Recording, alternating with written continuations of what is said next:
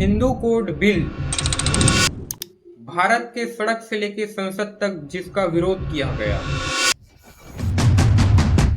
क्या था Hindu code bill और आखिर क्यों देश के तमाम छोटे बड़े हिंदू संगठनों ने इसका विरोध किया? क्या हिंदू कोड बिल हिंदुओं के खिलाफ था? हिंदू कोड बिल अपमान है हिंदू धर्म शास्त्र का। यह एक बहुत बड़ा कलंक है हमारे रूढ़ी परंपराओं और शास्त्रों पर। डॉक्टर अंबेडकर क्या जाने हिंदू धर्म शास्त्र? क्या उन्हें संस्कृत का ज्ञान है? क्या उन्होंने वेद पढ़े हैं? प्रतिशोध के लिए वे हमारे हिंदू धर्म शास्त्र को कानून के धक्के से नष्ट कर देना चाहते हैं। आजादी के बाद भारत के संविधान बनाने में जुटी संविधान सभा के सामने 11 अप्रैल 1947 को बाबा साहब डॉक्टर B.R. अम्बेडकर ने हिंदू कोड बिल को पेश किया।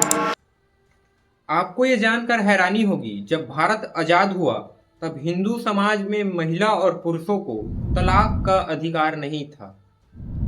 जहां पुरुषों को एक से ज्यादा शादी करने का अधिकार था, वहीं विधवाएं दोबारा शादी भी नहीं कर सकती थी।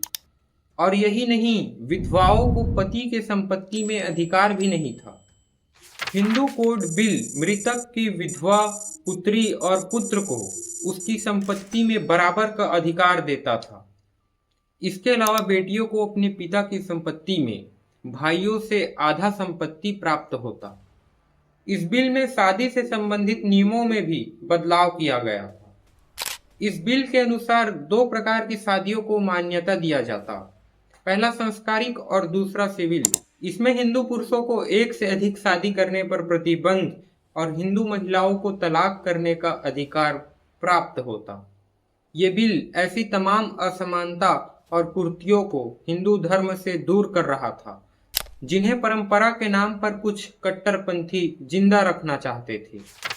इसका जोरदार तरीके से विरोध हुआ। अंबेडकर का तर्क और नेहरू का समर्थन भी बेअसर साबित हुआ।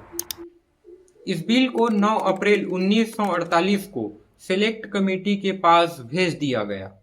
बाद में 1951 में डॉक्टर अंबेडकर ने इस बिल को फिर से संसद में पेश किया।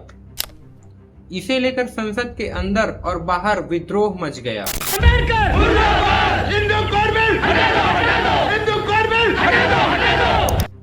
तमाम कट्टरपंथी लोग अंबेडकर के विरोधी हो गए।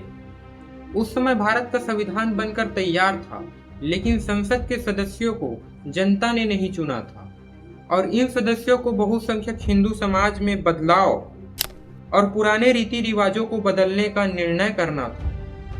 संसद के अंदर 3 दिनों तक बहस चली। हिंदू कोड बिल का विरोध करने वालों का कहना था कि हम जनता द्वारा चुने हुए नहीं हैं और इसीलिए हमें इतने बड़े फैसले लेने का अधिकार नहीं है। अखिल भारतीय राम राज्य परिषद का स्थापना करने वाले करपात्री का कहना था कि यह बिल हिंदू धर्म में हस्तक्षेप है। यह बिल हिंदू रीति रिवाज, परंपराओं और धर्म शास्त्रों के विरुद्ध है। करपात्री के साथ साथ आरएसएस, हिंदू महासभा और अन्य हिंदूवादी संगठन हिंदू कोड बिल का विरोध कर रहे थे। अकेले आरएसएस ने दिल्ली के अंदर दर्जनों विरोध रैलियां आयोजित की। प्रधानमंत्री नेहरू इस बिल को उसी समय पारित करना चाहते थे, लेकिन तमाम विरोधों के चलते ये बिल लागू हो नहीं सका, जिसके चलते बाबा साहब डॉक्टर B.R. अम्बेडकर ने मंत्री पद से इस्तीफा दे दिया। और बाहर भी बेहतरीन इरादों के बावजूद भी ये इस सेशन में पास नहीं हो सकता। मैं आपकी नाउम्मीदी समझ सकता हूँ। यहाँ तक कि शादी और तलाक वाले हिस्से भी आखिरकार टाल देने पड़े। मैं दुर्भाग्यपूर्ण निर्णय है ये। रत्तू, चलो डिक्टेशन लो। काफी समय से मैं मंत्री पद से इस्तीफा देने की सोच रहा था। सिर्फ हिंदू कोड बिल को अमल में लाने की आशा ने ही मुझे यह निर्णय लेने से रोक रखा था। देश के पहले लोकसभा चुनाव के बाद नेहरू ने हिंदू कोड बिल को कई हिस्सों में तोड़ दिया, जिसके बाद 1955 में हिंदू मैरिज एक्ट बनाया गया, जिसके तहत डिवोर्स को लीगल और इंटरकास्ट मैरिज को अप्रूव किया गया।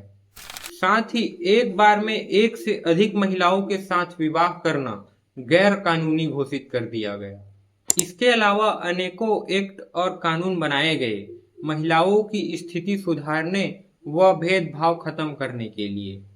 बाकी वीडियो आपको इन्फॉर्मेटिव लगी हो तो एक लाइक और चैनल को सब्सक्राइब करना बिल्कुल ना भूलें, क्योंकि आपका एक सब्सक्राइब हमारे लिए मोटिवेशन का काम करता है।